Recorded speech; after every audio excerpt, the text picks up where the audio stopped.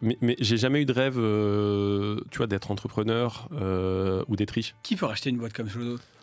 Ah, je sais pas. Je te répondrai ça dans quelques années, Matt. J'ai pas créé une boîte pour la revendre. J'ai le luxe de pouvoir te dire que j'ai un associé, Guillaume, qui a 10 ans de moins que moi. C'est quand le moment où vous vous engueulez avec Guillaume? Est-ce que On s'engueule tout le temps. Et ben, la trajectoire sur 10 ans, c'est que la boîte qui a 5% de turnover, elle va économiser 5 millions. Tous les salariés sont associés. D'accord. On a ouvert 34% de la maison mère. Oui, on s'est déjà fait baiser. Mais en fait, il y a la théorie des 3%. C'est de te dire que dans toutes les organisations où tu vas libérer ton orga, tu vas faire confiance aux gens, etc., tu auras toujours 3% des gens qui, dans un moment donné, vont se mettre en marge et vont être toxiques.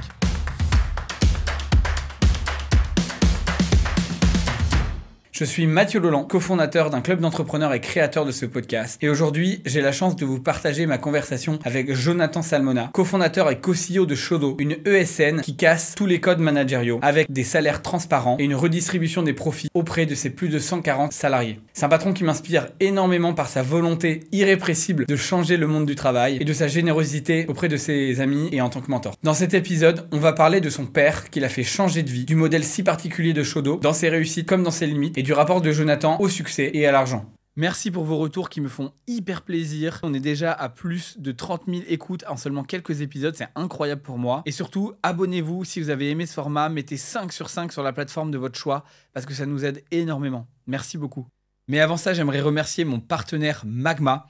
C'est une newsletter business qui est propulsée tous les vendredis par Orso Media.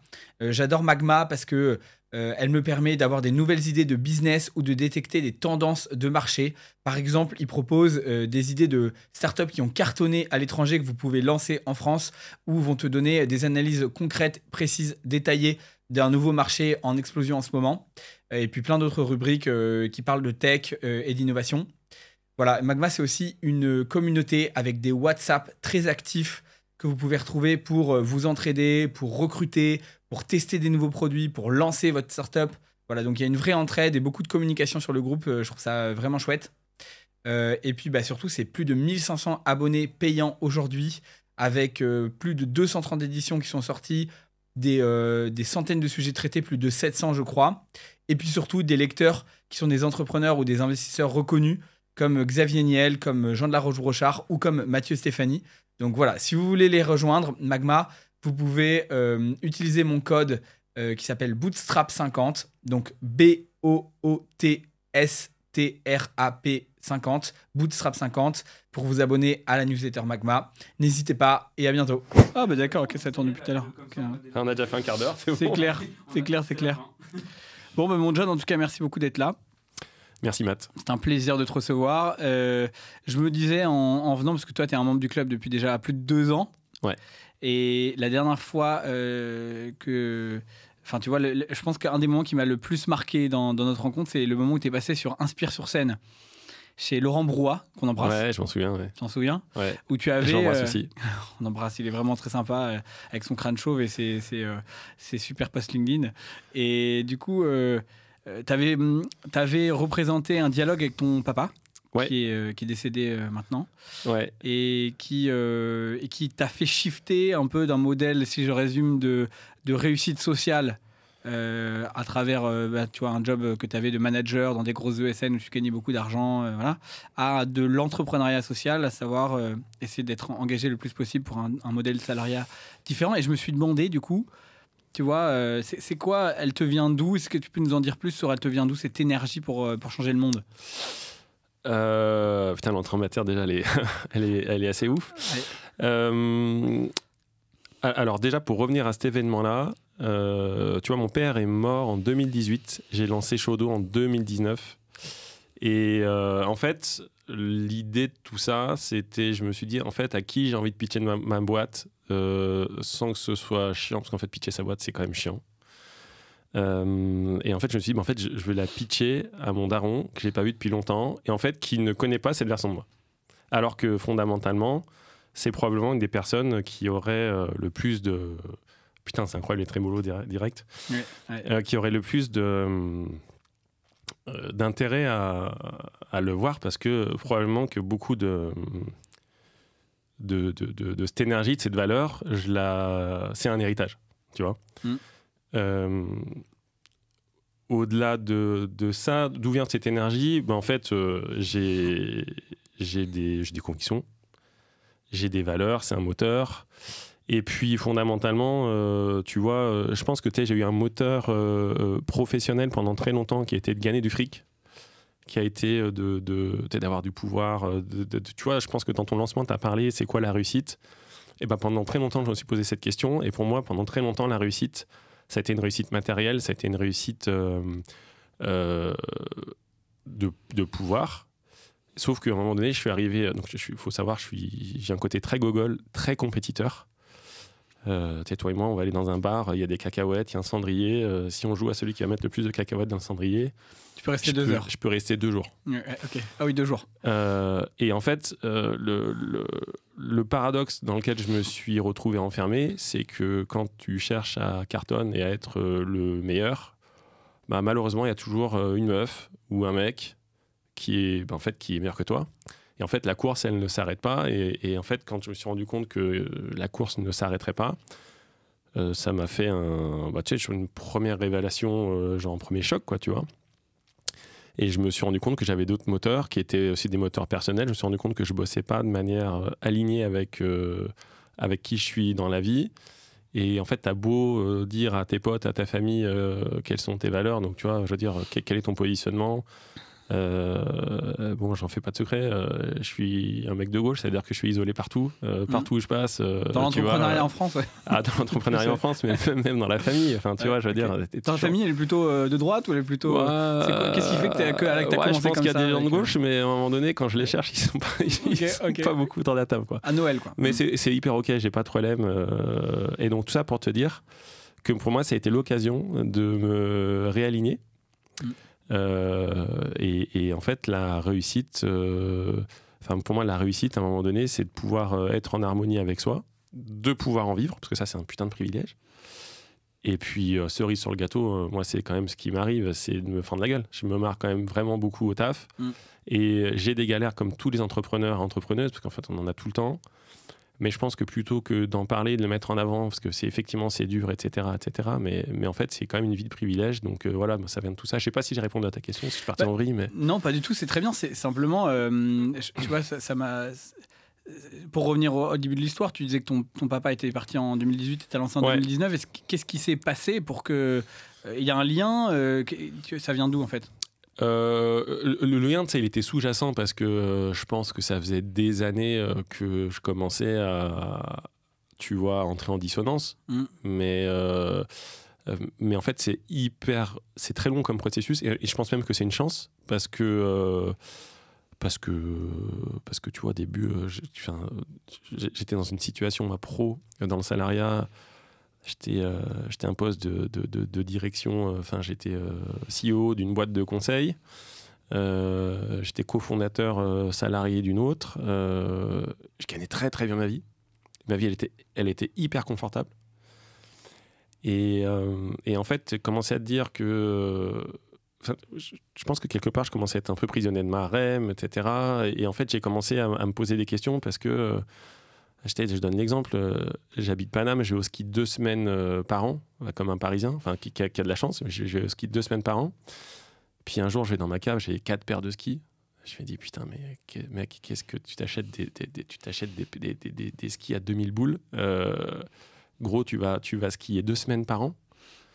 Mais pourquoi tu fais ça? Puis en fait, j'ouvre mon placard, je vois des dizaines de costards. Je me dis, mais et puis je me suis rendu compte que probablement je passais mon temps à dépenser de la thune, parce que ma thune elle n'était pas volée, elle était gagnée à la sueur de mon front, il n'y a pas de sujet. Mais en fait j'avais un fonctionnement qui me plaisait plus, tu vois, j'étais progressivement et je devenais une personne que j'aimais pas forcément. Et puis tu vois, le lien avec mon père il est assez simple, c'est que en fait c'est des sujets qu'on n'a jamais eu. Tu vois, cette déconstruction, on n'a pas du tout le même profil, parce que mon père c'était un universitaire, donc hyper intellectuel, etc.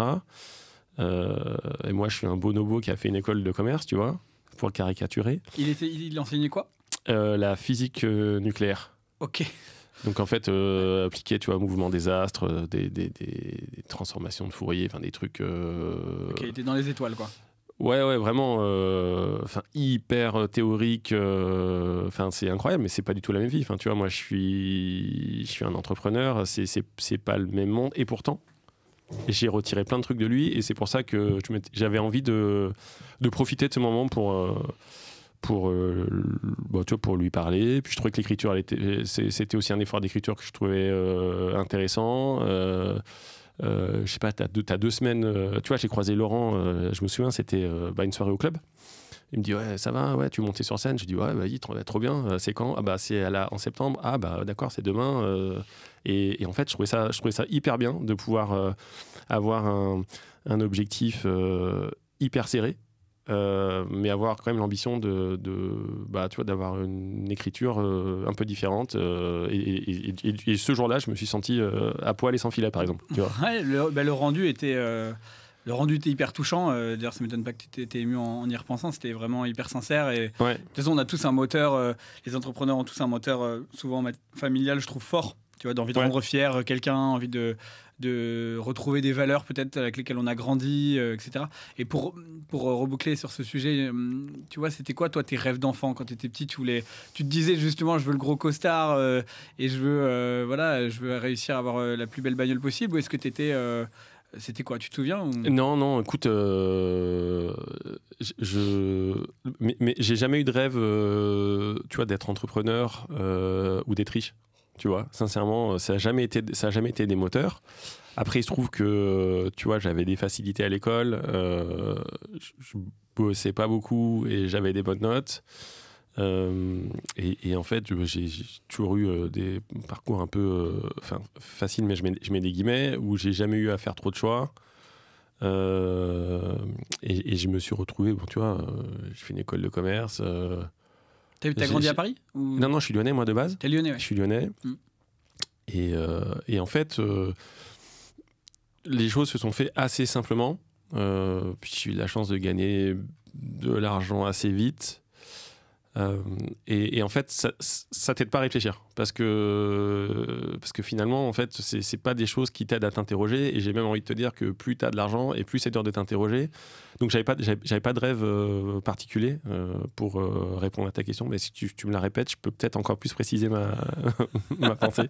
Ok, non, bon, on y reviendra. Peut-être des fois, ça met un petit peu plus de temps à se souvenir de ce qu'on voulait faire. Tu vois, c'est long. Moi, je voulais être soit zoologue, soit président de la République. Tu vois, donc c'était assez écarté. Hein. Finalement, ni l'un ni l'autre n'est arrivé, probablement aucun des deux. Mais et du coup, si on vient un petit peu sur Shodo, tu vois, c'est un modèle, je crois, dans l'écosystème startup qui est hyper particulier. Une ESN qui casse les codes, tu la présentes comme ça. Ouais. Vous êtes hyper engagé socialement. Voilà, il y a des grilles de salaire transparentes, il y a une équité de sexe, une redistribution des richesses. Il peut regagner des congés en fonction des performances de la boîte. Enfin bref, c'est un modèle hyper engagé. Ouais. Je pense qu'il y a plein de gens aussi qui sont dans des modèles de conseil ou d'autres qui se disent mais attends, c'est pas possible, c'est trop beau pour être vrai ce modèle. Est-ce que tu me dirais que ça fonctionne quand la boîte fonctionne, mais qu'est-ce qui se passe si jamais un jour ça fonctionne moins? Tu vois, il y a moins de résultats. Là, vous êtes en croissance, ça marche très bien, donc c'est facile de redistribuer. Mais comment ça se passerait si ça ralentissait? Écoute, déjà, j'ai envie de te dire que ça fait 6 ans qu'on bosse. On s'est créé en 2019, ça allait très très très bien, mais il ne t'aura pas échappé qu'en 2020, il y a eu le Covid et que a priori, toutes les boîtes de tous les secteurs ont souffert, a fortiori dans le mien, où il y a eu, je pense, c'est un des secteurs où il y a eu le plus de recours aux aides de l'État, au chômage partiel, etc. Et il ne t'aura pas échappé que la plupart des boîtes de mon secteur n'ont pas le modèle de Shodo. Donc c'est pour ça que je te dis que fondamentalement, le fait que est-ce que l'approche de Shodo est fragile ou pas, il n'y a que le temps qui le dira.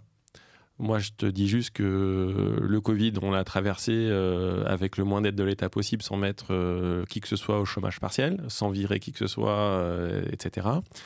Et que par ailleurs, depuis quand même 18 mois maintenant, il me semble aussi qu'on est dans une période de récession qui, moi, je commence à... C'est plus de 20 piges que je bosse, donc je bascule dans la deuxième mi-temps de ma vie pro. Mais ça me rappelle quand même vraiment la conjoncture de 2008. Enfin, en tout cas, en termes on va dire, d'intensité dans dans la difficulté. Et en fait, on a des leviers. Moi, mais les réponses que je te donne, c'est par exemple, effectivement, tu as parlé du fait qu'on est en croissance, on continue d'être en croissance. Mais surtout, on a un modèle. Nous, en fait, on fixe un seuil forfaitaire, donc annuel, qu'on définit du coup chaque année. Et en fait, on a communiqué il y a quelques semaines à l'ensemble du groupe qu'on allait rehausser le prélèvement de 20%. Parce qu'en fait, à un moment donné, on doit avoir un prélèvement qui est proportionnel avec le contexte. Oui, bien sûr. Tu vois, donc ça, je te donne des éléments de réponse. Est-ce que le modèle, tu m'as demandé si le modèle était fragile. Écoute, moi, je pense pas. Je pense que justement, on a de la résilience. La différence, c'est que dans les modèles traditionnels de conseil, tu vas prendre une forte marge dans laquelle tu vas englober une provision pour risque.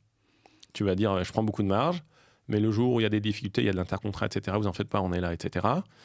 Moi, mon approche, elle est différente. La provision pour risque, je la prends pas. Par contre, je rehausse des prélèvements. Je rehausse en fait la contribution de chacune et chacun dans la boîte en fonction de la conjoncture. Je suis transparent, je suis pédagogue. On a donné un horizon. En fait, on a dit qu'on le faisait en 2025 jusqu'à nouvel ordre, parce qu'en fait, on pense qu'on n'a besoin que d'un an pour, on va dire, traverser la période d'intempéries. Mais si tu veux, ça ne nous a pas empêché pendant la période d'augmenter tous les salaires comme c'est prévu par notre grille. Et je ne suis pas convaincu que la plupart des acteurs qui ont un modèle traditionnel prétendument plus solide en aient fait autant. Oui, bien sûr. Et en fait, c'est vrai que c'est un modèle super intéressant parce qu'il existe nulle part ailleurs, en fait. Et je pense que... en tout cas, si je comprends bien, c'est que l'objectif, ce n'est pas de gagner de l'argent, c'est un moyen. Le moyen, en fait, l'argent reste un moyen de fidéliser les équipes, de inventer un nouveau modèle social, de transformer la façon dont on fait du conseil en fait en général. Et du coup, si tu peux le faire, tu le fais. Et si le contexte fait que c'est un peu plus difficile, alors tu dois réadapter comme toute entreprise parce qu'il faut gagner de l'argent, quoi. Ouais. Mais en tout cas, tu déplaces l'argent de la finalité au moyen. En fait, pour effectivement reformuler ça, je pense que moi, comme beaucoup de dans ce secteur-là en tout cas, pendant très longtemps, j'ai géré des boîtes, les boîtes dans lesquelles j'étais avant, avec comme KPI principal les revenus, donc l'EBITDA, etc. Et la conclusion de tout ça, parce que tout à l'heure tu me parlais de Shodo, pourquoi, etc., mais on pourra y revenir plus tard. Mais la conclusion, c'est qu'à partir du moment où tu prends des mesures, des décisions qui sont faites pour maximiser tes revenus, automatiquement, tu vas avoir des dommages collatéraux sur ton turn. C'est-à-dire que tu as des gens qui vont perdre... qui vont se retrouver désengagés, etc., qui vont avoir envie d'aller ailleurs pour X, Y ou Z raisons, des bonnes, des pas bonnes, c'est pas le débat, mais en fait, automatiquement, tu as un impact sur ton turn. Notre modèle à nous, c'est de dire que, effectivement, pour fidéliser les gens, qui sont quand même je mets des guillemets, mais la matière première, quand tu fais du conseil, quand tu fais de la prestation intellectuelle, ta matière première, c'est les gens. C'est les gens. Et donc, à partir du moment où tu arrives à baisser ton turn, moi, je considère que tu as beaucoup moins de problèmes opérationnels, etc. Donc, en fait, tu vas juste translater. L'EBITDA, c'est quoi? C'est un indicateur hyper court-termiste où tu vas assurer du revenu annuel le plus possible. Moi, j'ai la prétention de dire que, si tu n'as même pas la prétention, en fait, tu as des études qui le montrent, que le coût du turnover. Quand tu regardes par exemple, tu as une étude qui montre, tu vois, typiquement le coût du turnover d'un cadre, c'est entre 40 et 110% de son salaire fixe. Bon, vas-y, admettons, tu as un développeur ou une développeuse qui paye 50 000 balles, tu estimes que son coût c'est 25 000 balles, tu prends deux boîtes de 100 personnes, une qui a un turnover de 25%, une qui a un turnover de 5%, Et la trajectoire sur 10 ans, c'est que la boîte qui a 5% de turnover, elle va économiser 5 millions. Ouais. C'est comme les frais quand on investit en bourse. Si tu as des frais cachés, sur 10, 20, 30 ans, ça réduit ta perf énormément. En fait. Pour moi, la question, c'est est-ce que ta renta, tu la mets sur du moyen terme ou si tu la mets sur du court terme. Donc, je comprends que tu me poses la question de savoir si le modèle est le plus fragile parce que clairement, il va générer moins, pour le résumer, c'est ça, il va générer moins d'EBITDA que les autres, mais c'est un choix parce qu'en fait, fondamentalement. On le distribue avant, en fait, l'argent. Voilà, on le redistribue en salaire, on le redistribue en temps libre, on le redistribue en congé, on le redistribue en moyen de création d'entreprise. Ta marge brute, elle est bien meilleure que plein de boîtes parce que tu agis sur le turnover qui est le gros nœud du problème dans les ESN, dans les boîtes de conseil. Et par contre, cet argent-là, du coup, tu le distribues en amont, le distribues à la fin aux actionnaires. En fait. Et les actionnaires, d'ailleurs. C'est les salariés. Alors, ça, du coup, ça me pose une question quand même parce qu'effectivement, tu vois, tu as, je crois, 34% ou 35% de tes salariés qui sont actionnaires. C'est pas exactement ça. Tous les salariés sont associés. D'accord. On a ouvert 34% de la maison mère. Ouais. Et toutes les autres filiales. Donc en fait, Shodo, c'est un groupe de 9 boîtes maintenant. Dans toutes les filiales, on a ouvert le capital à 19% aux salariés et à 30% aux DG. Donc 30 plus 19. Donc vous êtes majoritaire sur chaque filiale avec ton associé et après les... Et non, c'est la maison mère qui est personne morale, qui est présidente de toutes les boîtes. Okay. Moi, j'apparais pas en tant que personne physique. J'ai effectivement de la détention indirecte dans chaque boîte, mais elle n'est pas directe. C'est un choix aussi. Tu possèdes la holding en majorité avec ton associé, c'est ça ? La maison mère, aujourd'hui, nous, on est associé de la maison mère. La maison mère est présidente de chaque filiale. Mais tu vois, j'ai pas de détention directe. C'est un choix de procéder comme ça. Ok, intéressant. Voilà. Et du coup, parce que traditionnellement, tu vois, dans les startups, dans l'écosystème startup, le fait d'ouvrir le capital aux salariés, c'est, et d'ailleurs ça a souvent été un argument marketing un peu faux, puisqu'on te disait, rentre dans une licorne, je vais te payer 10-20% de moins, mais je vais te donner des BSPCE, et puis peut-être que dans 10 ans, tu seras riche, dans 10 ans et moins, tu vois, parce que quand il y a la période de 2021, juste après le Covid, où c'est l'explosion des valorisations et des levées, il y en a qui ont fait beaucoup d'argent, il y en a qui n'en ont plus du tout. Mais en tout cas, la promesse pour les salariés, c'est quand même potentiellement de devenir riche. Tu vois. Donc, toi, qu'est-ce que tu leur promets à avoir du capital ? Qu'est-ce que je leur promets ? C'est quoi l'intérêt pour quelqu'un d'avoir du capital si parce que cette boîte, est-ce qu'elle est vendable ? Est-ce que c'est le but même de la vente ? Tu vois, c'est quoi ton avis là-dessus ? Non, en fait... Nous, on considère... tu vois, tout à l'heure, tu me demandais pourquoi Shodo. Pourquoi Shodo aussi ? Parce que on a discuté... tu vois, Guillaume, mon associé cofondateur, on a discuté avec des centaines de devs avant de fonder la boîte. Et en fait, on a discuté avec une centaine de devs. Déjà, celles et ceux qui étaient des candidats qui venaient nous rejoindre dans notre ancienne vie, donc ils nous expliquaient pourquoi ils se cassaient. Et puis, malheureusement, à un moment donné, on s'est mis à faire des off-boarding. Et dans ces off-boarding-là, on a eu en fait un ensemble de specs. Les specs qui font que les devs quittent les boîtes de conseil, quittent les ESN pour se mettre free, c'est manque de reconnaissance, donc dans la rémunération, la redistribution.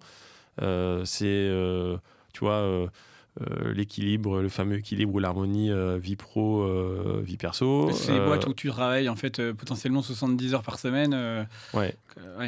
Voilà, et puis tu as aussi pour la plupart quand tu regardes aussi pourquoi il n'y a pas de nana, c'est parce qu'en fait la plupart des boîtes elles sont pas inclusives. Donc en fait le modèle de Shodo il répond à ces besoins-là de manière radicale. Mais radical, c'est pas on est des poseurs de bombes, on n'est pas des terroristes. C'est juste en fait on adresse les problèmes à la racine.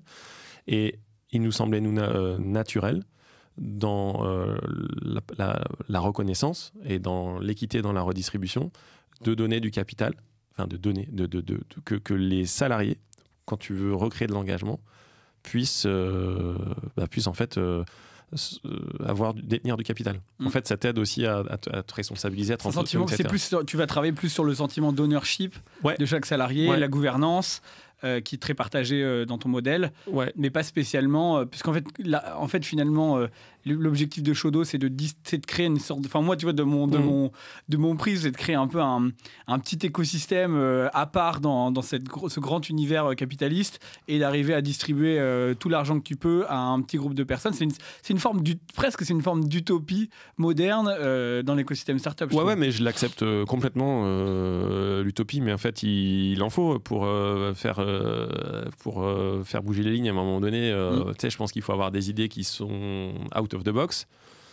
Si t'as pas de conviction, c'est quand même compliqué d'en avoir. Et puis, et après, juste, tu vois, moi, on a des convictions, on a une radicalité, mais en fait, on fait la leçon à personne. C'est-à-dire qu'on fait notre chemin, on fait notre truc, on rend un modèle qui est... on l'a rendu open source. La seule chose que je constate, c'est que depuis 3 ans, il y a à ma connaissance, petite quinzaine de boîtes qui se sont popées, avec, tu vois, des entrepreneuses et des entrepreneurs. Certains, c'est des potes. Certains, c'est des inconnus qu'on a mentorés parce qu'en fait, ils sont venus nous demander des conseils, etc. Et puis, il y a vraiment après, des gens qu'on ne connaît pas, ni d'Ève, ni d'Adam. Et en fait, juste, tu vois, l'utopie, quelque part, quand tu es tout seul à aller, tu vois, aller combattre des moulins... on peut te traiter de gros romantique, mais en fait, je pense qu'il y a un besoin. En fait, on répond quand même à, je pense, à des enjeux sectoriels. Et si il y a des meufs et des mecs qui créent des boîtes dans notre secteur en s'inspirant de ce qu'on a fait, ce que d'autres font d'ailleurs, c'est que quelque part, c'est aussi un virage que va peut-être prendre le secteur et je suis hyper content, tu vois. Ouais, non, j'imagine que tu dois être fier de ça. C'est une belle réussite, même sur le plan. Comme tu dis, il y a des boîtes qui reprennent votre modèle puisque tout est public. Donc d'ailleurs, je vous invite à regarder le site de Shodo, ce qu'il est très bien fait. Il y a tout sur le blog, tout est communiqué publiquement. Et puis toi, tu prends la parole sur LinkedIn. Alors, ça faisait partie des conversations qu'on a eues d'ailleurs il y a 1 an et demi parce que je me souviens, je t'avais poussé, je te disais, mais John, mais parle-en plus, que ça me semblait incroyable que tu gardes ce modèle de façon plus, quand même, ça à l'époque, en tout cas toi, tu prenais moins la parole sur le sujet. Moi, je la prenais pas. Tu la prenais pas, tu vois. Et là, tu t'es lancé et du coup, ça se voit, hein, ta communauté grossit énormément parce que les gens adhèrent au message et se disent, waouh, c'est quoi ce modèle complètement barge. Je te pose quand même encore une dernière question sur les limites parce que c'est intéressant. Vas-y. Est-ce que pour moi, tu vois, ça me semble être un modèle aussi où on donne beaucoup de confiance aux salariés puisque voilà, ils ont du capital, ils peuvent voir le salaire de tout le monde. Voilà, ils sont hyper engagés, etc. Tu leur redonnes des congés, tu leur redonnes plein de choses. Est-ce qu'ils ont la carte de la boîte, par exemple, aussi ? Ouais. Ils ont la carte de la boîte. Donc, comment on se prémunit des abus ? Je dirais que la pensée commune pour un entrepreneur, c'est de se dire, attends, je vais quand même faire gaffe à ce que tout le monde n'ait pas autant de possibilités, parce que sinon les salariés vont en abuser. Comment tu vois les choses ? Est-ce que quand même vous êtes déjà fait baiser, entre guillemets, une première fois ? Ou comment tu vois le sujet, en fait, en général ? La réponse, je vais te la donner de la manière la plus simple. Oui, on s'est déjà fait baiser. Mais en fait, il y a un gars qui a théorisé ça de manière, je trouve, hyper cool. C'est la théorie des 3%. La théorie des 3%, c'est de te dire que dans toutes les organisations où tu vas libérer ton orga, tu vas faire confiance aux gens, etc., tu auras toujours 3% des gens. Et ça ne sera jamais les mêmes, qui, dans un moment donné, vont se mettre en marge et vont être toxiques. Et en fait, tu as 2 manières de voir les choses. Soit tu vas te mettre tu vas te mettre dans le combat et dans l'opposition envers ces 3%-là, mais au détriment des 97 qui jouent le jeu. Soit tu acceptes qu'en fait, à un moment donné, c'est la vie, c'est comme ça. Et tu fais ton chemin. Je veux dire, regarde, on va reprendre l'exemple de la carte bleue, qui est un exemple qui, je pense, qui peut être assez cristallisant. Quand nous, on a pris cette décision, la plupart des gens à qui j'en parlais me disaient mais vous êtes ouf, la CB c'est vachement important, etc. Enfin, déjà on se calme, on bosse avec Conto, tu as des cartes virtuelles, tu peux mettre des plafonds, enfin, tu vois, tu as les moyens quand même de monitorer ce qui se fait. Mais les 3%, c'est exactement ça. C'est-à-dire que alors déjà, on ne contrôle pas. On ne contrôle pas, on ne passe pas notre temps à regarder les dépenses dans Conto. Et probablement que peut-être qu'il y a des abus, peut-être qu'il y a des gens qui sont un kiff, qui vont au resto, j'en sais rien, etc. Mais en fait, si tu fais la somme du truc à l'échelle de notre chiffre d'affaires, à l'échelle de l'année, allez, il y a quoi à la fin ? Il y a peut-être 10 cas d'abus. Bon, je pense que nous, on a des concurrents qui vont mettre cette somme-là dans du label marque employeur. Et en fait, ce que je veux dire par là, mais c'est les gens qui ont abusé, tu t'es quand même séparé d'eux ou... Non, regarde. L'exemple, il est simple. C'est-à-dire que la plupart des gens, quand ils font une boulette, et moi, je suis dans le top 3 des gens qui font des boulettes chaque année, parce qu'en fait, tu te trompes de CB avec ton Apple Pay. Enfin bref, ça m'arrive hyper régulièrement. En fait, on a spontanément des mails de gens qui disent « Ouais, désolé, j'ai fait un virement parce que je me suis trompé et j'ai reviré de mon compte perso le montant de la dépense perso que j'avais faite avec ma carte pro. » Il n'y a aucun problème, en fait. Tu vois, ce que je veux dire par là, c'est pas un abus, c'est une erreur, tu vois. Oui, mais en fait, c'est une erreur. Mais en fait, à partir du moment où tu le fais sciemment, c'est un abus. Et je veux dire par là, je pense que des petits abus, il y en a forcément qui passent sous notre radar parce qu'en fait, on ne va pas les contrôler. Et je te dis, si je dois te quantifier combien c'est, je pense que c'est de l'ordre de 10 000 balles par an. Et je te dis, cette somme-là, elle apporte de la tranquillité aux 97% des gens qui jouent le jeu, etc. Et les 3% qui sont plaisir, eh ben en fait, c'est la vie, en fait, on en prend notre partie. Mais tu vas pas ruiner ton modèle social et de confiance qui, toi, éclate tes salariés et montre quelque chose de différent à notre écosystème pour les 3% qui pourraient faire de la merde, sachant que c'est pas énorme, selon toi. Quoi. Et surtout, je pense qu'en fait, à un moment donné, c'est un modèle qui crée de l'intelligence collective. Quand tu as des gens qui s'écartent du modèle, en fait, je pense qu'il y a des dingueries qui ne remontent pas jusqu'à nous, parce qu'elles sont gérées à une échelle locale. Et donc oui, il y a eu après des déceptions un peu plus fortes, etc. Mais c'est la vie, en fait. Tu vois, je veux dire, moi, ça me fera pas dévier de mes convictions. En fait, j'ai envie d'entreprendre comme ça. Tu vois, moi, je dis souvent qu'entreprendre, c'est aussi raconter une histoire. Tu racontes une histoire à tes membres, tu racontes une histoire à ta famille, tu racontes une histoire à tes clients. Et en fait, il n'y a pas de perfection. Enfin, je veux dire, même dans les modèles où tu vas mettre du contrôle, tu as des dingueries. Donc, en fait, fondamentalement, j'en prends mon parti, quoi. Ouais, je comprends. Mais effectivement, c'est la force des convictions. Hein. Si tu veux tenter quelque chose, de toute façon, il y aura de la casse à un moment donné. Et le but, c'est que ça marche, quoi. Et puis, elle est hyper... contrôlée, quoi. Ouais, et puis, elle est OK, tu vois, surtout. Ouais. Ça me fait penser à Vincent Giraudot d'Iséis qui se reconnaîtra, qui dit que lui, quand il part en vacances, tu vois, il a une boîte quand même d'une centaine de salariés. Quand il part en vacances, il répond à aucun email, aucun appel. Il coupe total, alors que je sais que plein de dirigeants continuent à bosser. Il dit en fait la charge mentale que ça va me prendre d'être connecté, de regarder mes emails, etc. ne vaut certainement pas la petite merde que je découvrirai 3 semaines après et qui de toute façon, dans 90% des cas, sera gérable, quoi. Ouais, sachant que tu as toujours de la charge quand tu es entrepreneur. Tu as de la charge parce que, en tout cas, moi, c'est mon cas. Le cerveau, il mouline, tu as des problèmes en permanence. Donc, en fait, il faut choisir tes problèmes. Et je pense aussi que tu as les problèmes que tu mérites. C'est-à-dire que... bref, tu libères une organisation. Le message que tu apportes, c'est un message de confiance.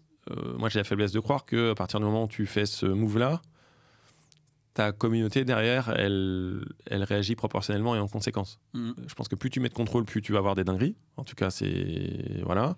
Plus tu libères, mieux c'est. Ouais. Après, on n'est pas d'accord, c'est une conviction, mais c'est OK. En fait, c'est ça aussi la culture. C'est-à-dire que la culture, c'est quoi ? C'est de pouvoir attirer à toi les gens qui pensent comme toi et les autres, soit tu les fais fuir et c'est OK, tout le monde gagne du temps, soit au moins tu les fais réfléchir. Ouais. Je serais intéressé de savoir, tu vois, quel est l'impact sur la performance de l'engagement au travail. CPR, d'ailleurs, tu as une statistique là-dessus, ça m'intéresserait de savoir ça. Parce que c'est vrai que c'est le sous-jacent, c'est que les stats en France, je ne sais plus ce que c'est, mais ça doit être 75% ou 80% des salariés qui se déclarent désengagés ou démotivés au travail, tu vois. C'est absolument dingo. On peut raisonnablement penser que si la statistique était inversée, l'économie irait beaucoup mieux, tout simplement. Donc bref, si tu as une stat, Pierre, 6% des employés se considèrent engagés. 6% seulement. Et tu sais ce qui se passe s'ils sont engagés en termes de performance, il y a un rapport ? Je cherche. Ouais, il va nous dire, Pierrot. Non, mais ce que je veux dire, c'est... après, tu as quelque chose de relativement évident. À partir du moment où tu es bien dans tes baskets, que ça va bien chez toi, que tu as la tête au travail, etc., que tu vois, c'est aussi pour ça qu'on parle, je pense, d'harmonie vie pro-perso. Parce qu'en fait, quand tu es au taf, tu t'apportes tes problèmes perso, t'apportes tes galères, etc. Si tu es dans un contexte professionnel qui te permet en gros de jongler avec tes contraintes temporaires du moment, c'est automatiquement, moi j'ai la conviction que ça te rend plus efficace et plus pro au taf. En tout cas, tu as beaucoup moins d'excuses de ne pas l'être. Ouais. Et du coup, à quel point tu as une carapace en tant que dirigeant ? Ouais, à quel point dans un modèle comme ça, tu arrives toi aussi à être 100% transparent ? Est-ce que même il faut l'être ? Par rapport à tes équipes, si à un moment tu as une galère perso, si tu arrives, tu as une merde, comment tu gères ça, toi ? Attends, la transparence, pour moi, c'est il y a deux choses. Moi, la transparence, elle est fondée sur le fonctionnement de l'entreprise, sur le fait que tu n'en as rien à cacher. À partir du moment où tu n'as rien à cacher, tout est accessible, etc. Et on est en capacité de rendre des comptes sur tout, parce que je pense qu'il faut rendre des comptes. Maintenant, moi, quand j'ai des merdes perso, etc., là, on rentre dans du personnel. Moi, il y a des gens à qui je vais le dire, tu vois. Je veux dire, mes proches au taf, je le dis, c'est important. J'ai ma compagne pour ça, enfin tu vois, j'ai des relais pour ça, mais je vais pas aller m'en ouvrir à tout le monde au boulot, mais c'est deux choses différentes, tu vois. Là, moi je te parle de transparence sur le fonctionnement de la boîte, sur les valeurs de la boîte, sur les salaires, sur les marges, sur la gouvernance. Je vais pas arriver au taf en disant que je me suis frité avec ma meuf et que ça me pèse, tu vois. Ouais, mais tu vois, parce qu'il y a parfois la ligne peut être un peu confusante, tu sais, il y a quand même des boîtes par exemple qui vont vachement bosser sur la culture de leur entreprise, sur le rapport aux émotions, l'ouverture. Toi, le modèle, c'est plus la transparence du modèle, la redistribution. C'est plutôt ça que tu vas aller bosser, en fait. Non, mais en fait, tu vois, je t'ai dit ça, je reviens sur mes propos, parce qu'en fait, ça me choque pas que les gens le fassent. Tu vois, ça me choque pas que les gens le fassent. Tu vois, on parle d'emotional safety. Je pense que la capacité aussi à verbaliser tes problèmes perso au taf, c'est une marque de confiance. J'ai pas de réponse là-dessus. En tout cas, moi, ça me gêne pas que les gens le fassent. Moi, j'ai une perso qui fait que je le ferai pas systématiquement. En tout cas, si je le fais, c'est une marque de confiance. Mais j'ai pas d'idée hyper arrêtée là-dessus. Ouais, d'accord. Ouais, c'est naturel en fait. Tu te dis un cadre quand même, c'est un cadre de travail. Donc on est censé quand même travailler ensemble. C'est pas non plus la. Je dis pas ça non plus. Non, je dis pas ça non plus. Je dis le taf, le taf, la bonne ambiance, c'est les résultats. Il y a aucune organisation. Tu prends des boîtes. Tu prends des effectifs de pros dans le sport de haut niveau, etc. Quand tu te prends des branlées tous les week-ends, tu peux pas sourire dans le vestiaire toute la semaine à l'entraînement. Bah, dans une boîte, c'est pareil. Dans une boîte, à un moment donné, on peut parler de bien-être au travail, on peut parler de valeurs, de transparence. En fait, on fait tout ce qu'il faut pour que nos membres soient hyper engagés, hyper performants, etc. Mais après, il faut l'être.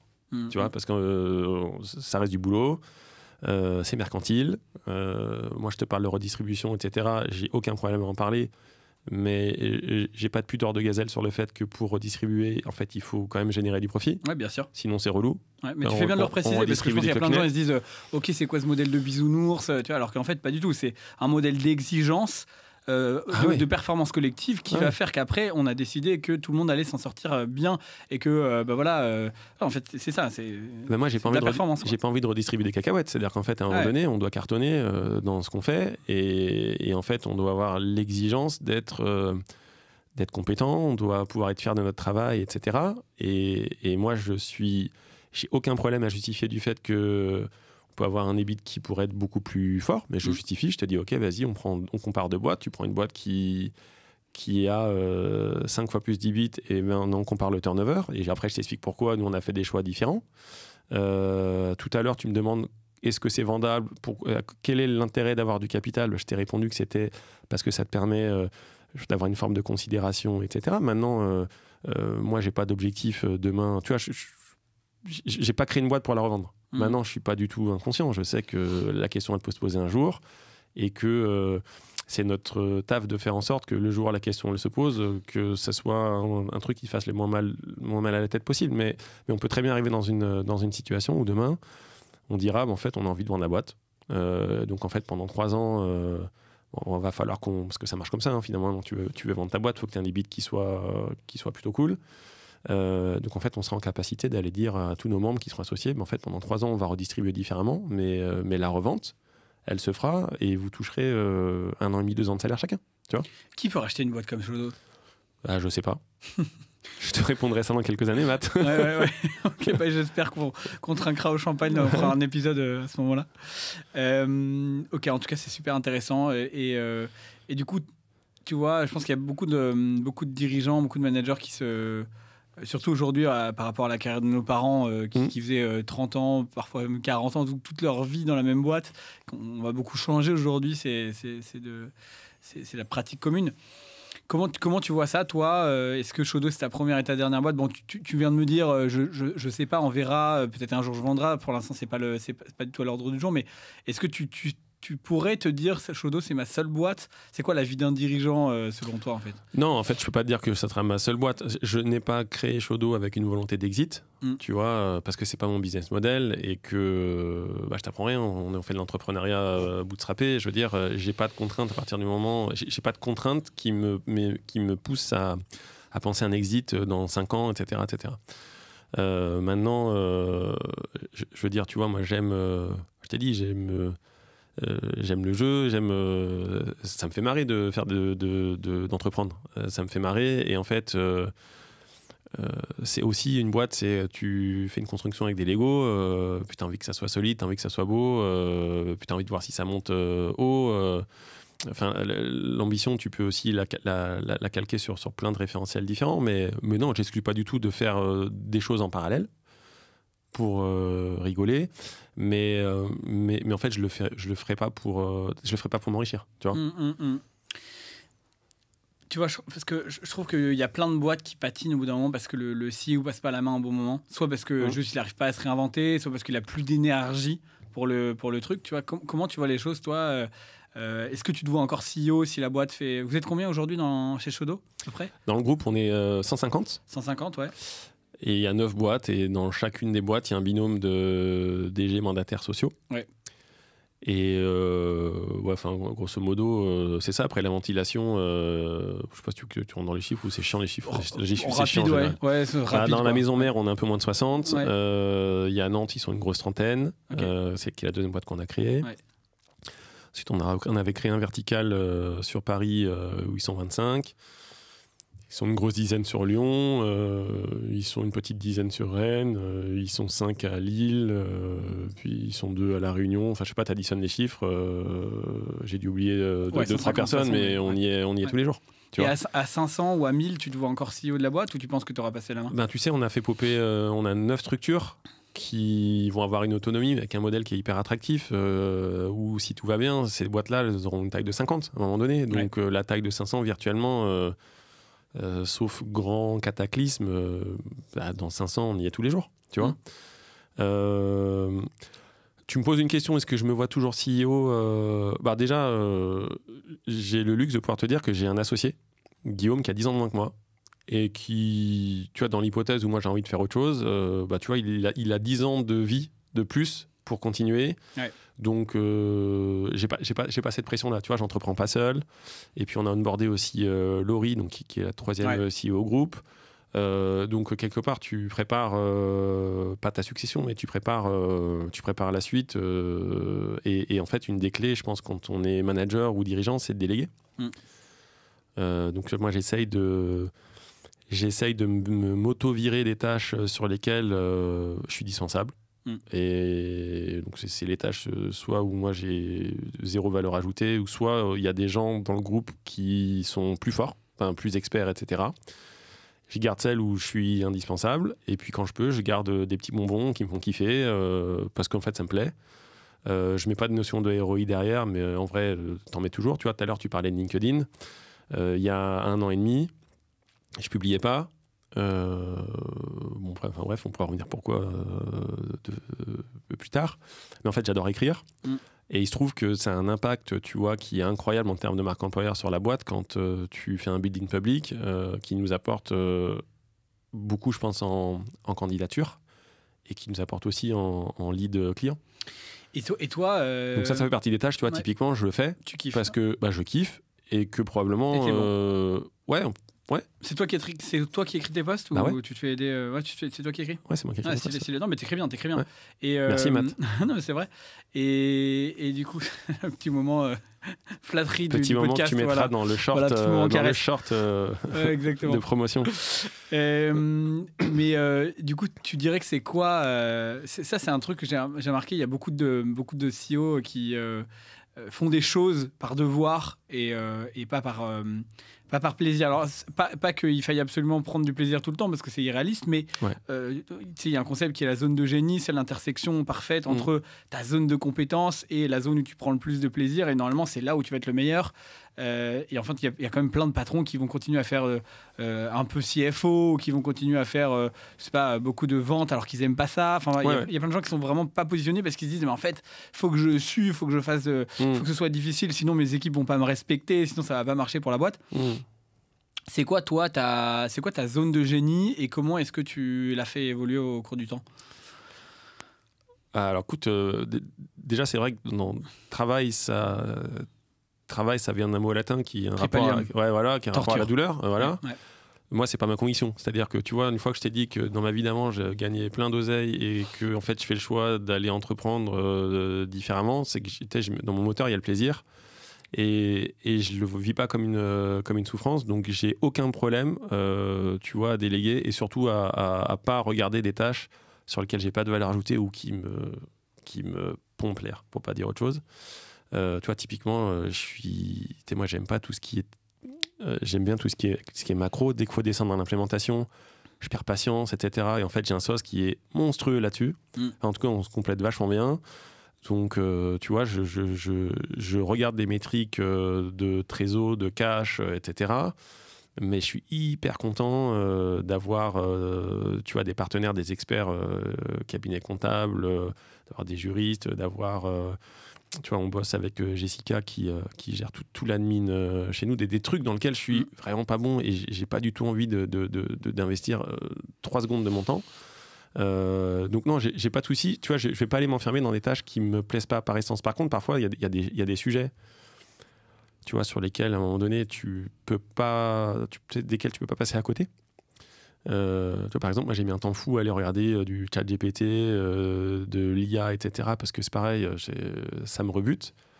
Mais je l'ai fait et j'ai pris une claque. Donc, tu vois, c'est pour dire, je pense que j'ai pas trop de problème à bouger, à faire bouger. J'ai pas trop de problème à bouger et j'ai pas trop de problème à comprendre que si tu délègues pas, tu meurs. Et en déléguant, j'ai déjà une charge mentale de ma boule. Mais c'est quoi la ligne rouge, tu vois, la ligne rouge dans ton parcours qui fait que tu as été bon et que tu arrives à tirer les gens s'il y a 2-3 choses. Moi, j'ai même des idées parce que je te connais un peu, mais... balance. Moi, je dirais que... déjà pour moi t'es un vrai entrepreneur dans le sens où t'as la capacité à faire sortir des choses de terre. Tu vois, quand tu dis ton associé il rentre dans les détails, souvent le binôme qui marche bien c'est le structureur et l'ouvreur de porte, quoi. Toi j'ai l'impression que t'es vraiment l'ouvreur de porte. Donc t'as une capacité à te lancer dans un nouveau sujet, enfin tu vois, le craquer et puis faire émerger quelque chose. C'est ce qui se passe d'ailleurs quand tu fais du contenu, c'est que tu partais de rien et d'un coup tu vas ouvrir un monde qui voilà. À chaque fois qu'on parle de projet sur le club, c'est pareil, tu es toujours moteur à proposer quelque chose, à essayer d'y trouver le bon positionnement, le bon why, le bon truc. T'as un bon sales, parce que je pense qu'à la base t'es sales en réalité, tu vois, t'es commercial, donc c'est ça aussi un ouvreur de porte. Moi je suis comme ça, c'est une force que certains ont, d'autres non, quoi. Voilà. Donc moi j'aurais dit des trucs comme ça. Je sais pas si tu t'y reconnais, peut-être pas. Hein. Non mais oui. Après je pense que tu vois, dans notre binôme, on est hyper complémentaires. Enfin, tu vois, le complément, on a aussi, tu vois, quand je parle de complément, on a aussi beaucoup de points communs avec Guillaume. Je pense qu'on est en capacité à prendre des décisions vite, à exécuter rapidement. Je pense qu'il y a une forme tu vois, on partage une forme de radicalité qui t'impose aussi parfois de prendre des décisions qui peuvent être pas mainstream. Où parfois il faut du courage, tu vois. Par contre, effectivement, là où tu vois, moi, ce que je pense que j'apporte, c'est vraiment de la rapidité d'exécution. Tu vois, moi, je préfère me tromper hyper vite, apprendre en marchant, etc. Parce qu'en fait, quitte à rectifier ensuite le coup. Et après, on se complète vachement bien parce que tu vois, le modèle de Shodo, tout le modèle de redistribution, etc. Peut-être c'est lui en fait après qui l'a pensé. Le mec, il a développé des VBA Excel de la mort avec un modèle hyper chiadé, etc. Et en fait, il est hyper puissant pour aller emmener un concept, tu vois, un level de détail. Mais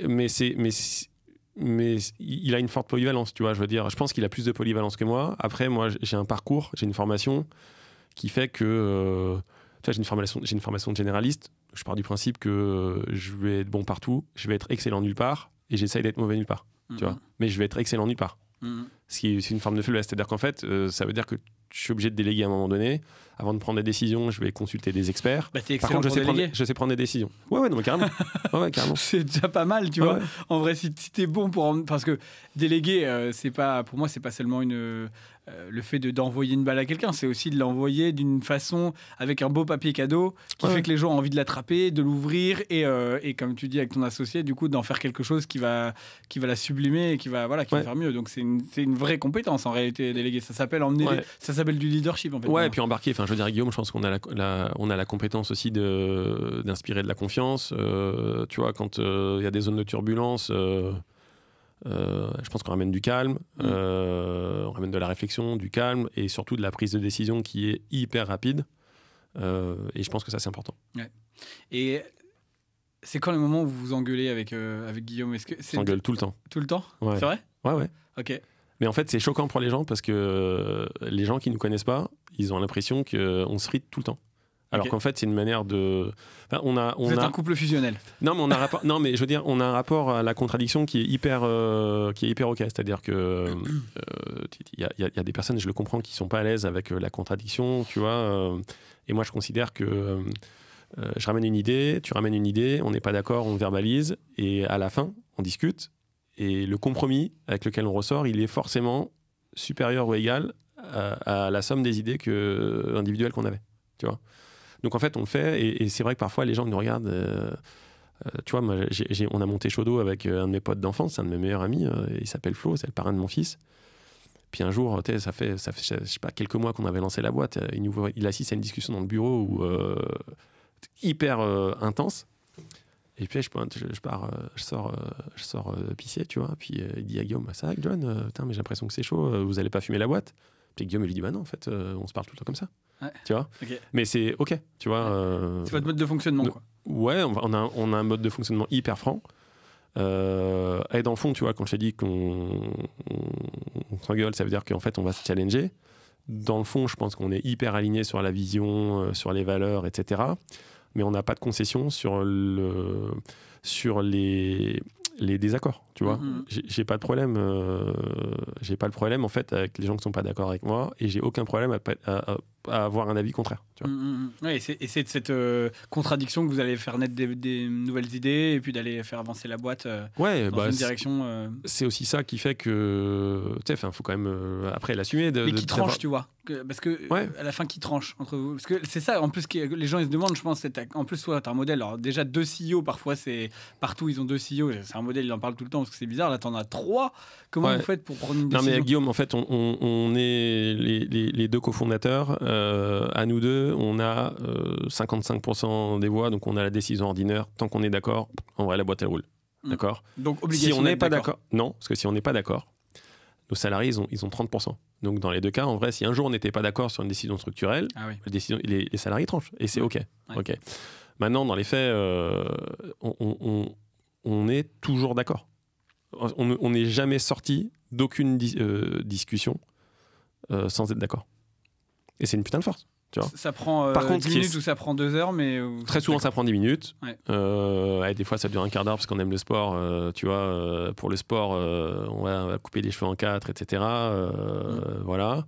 Mais je pense que ça, c'est une force dans la complémentarité. C'est d'arriver toujours à prendre une décision. On prend une décision, tu vois, je te parle de la rapidité d'exécution. Pour moi, c'est ça qui est important. Quand tu prends des décisions trop lentement dans des boîtes, il y a un problème. Quand tu sais pas décider, il y a un problème. Ouais, en fait, quand tu sais pas accepter le conflit et accepter que les gens sont pas d'accord, en fait, c'est ça dont tu parles. Ouais. C'est qu'il y a aussi beaucoup de boîtes où je pense que beaucoup de conflits d'associés où en fait c'est des non-dits latents, et d'ailleurs à la fin tu arrives au moment où ça explose et tu te retrouves à avoir des conflits juridiques énormes. Alors que, tu vois, en fait, attention, tu vois, tu utilises un terme, pour moi la contradiction, c'est pas le conflit. Ouais, mais la contradiction, c'est pas le conflit. C'est à partir du moment où tu comprends ça que, en fait, on n'est pas d'accord. Ça veut pas dire qu'on va se faire la guerre, tu vois. Et par ailleurs, la contradiction, c'est pas du désamour. C'est pas parce que je suis pas d'accord avec toi que je t'aime pas, tu vois. Mais en fait, on arrive je pense, à le. Enfin, c'est ok, c'est un acquis, c'est hyper. De toute façon, ça fait plus de 10 ans qu'on bosse ensemble. Enfin, plus de 10 ans, ça fait 10 ans. Donc, non, on se connaît bien. Vous connaissez par cœur, j'ai l'impression. Ouais. Ok. Puis, je veux dire, on est amis, ça va au-delà de la boîte. Toi, donc, et d'ailleurs, y a pas de sujet. tu te vois en dehors, vous voyez en dehors on se voit en dehors. Ouais. On s'est même vu un peu trop, donc ça crée un peu de remous dans les couples, mais Ah oui, d'accord. Tu vois plus, la phrase de tu vois plus ton associé que ta femme, quoi. Oh, ça, je pense que. C'est. En tout cas, pour notre cas, dans notre cas, c'était certain. Ouais. Puis t'emmènes ta boîte avec toi le week-end. Mais moi, c'est un plaisir, tu vois. Je veux dire, j'ai pas du tout l'impression de me dire putain, je suis en train de taffer, c'est l'enfer. Parfois, ça fait chier. Des fois, c'est sûr que t'es en train de bosser et tu bosses parce que tu le dois. Mais parfois, c'est vrai que t'es en train de penser à ta boîte parce que t'es en train de penser à un problème.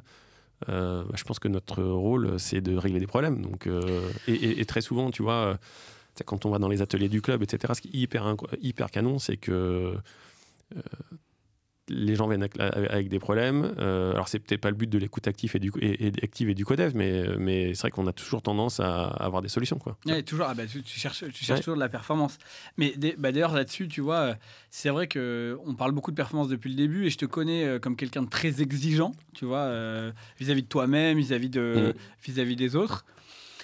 À quel moment tu es satisfait ?